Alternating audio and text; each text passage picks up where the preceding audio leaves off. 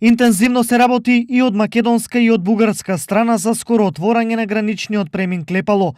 Ова денес во Делчево го истакна министерот за транспорт и врски Горан Сугарески.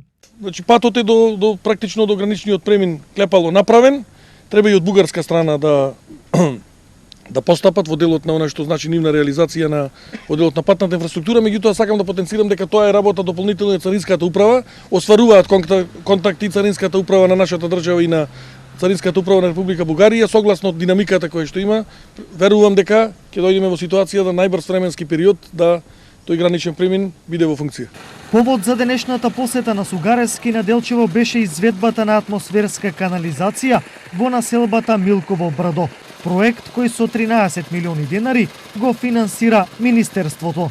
Денес сме тука да извршиме увид во градежните активности кои што се вршат во делот на поставувањето на атмосферска канализација, некаде близу 2 километри.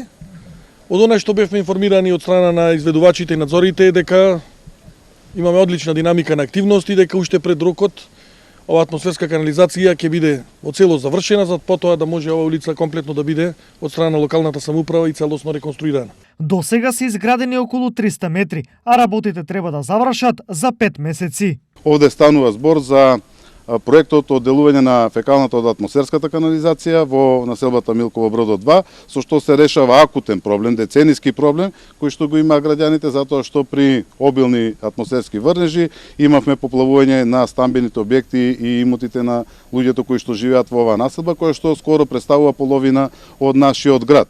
Изградбата на атмосферска канализација на Милково брдо е дел од инфраструктурните проекти во Делчево кои се во тек. Во склоп на проектот за подобрување на општинските услуги, вреден 45 милиони денари, овде е планирана изградба на комплетно нова улица во населбата СРЦ во должина од 290 метри, реконструкција на улицата Маршал Тито со должина од 743 метри и реконструкција на улицата Вера Јосик со должина од 599 метри.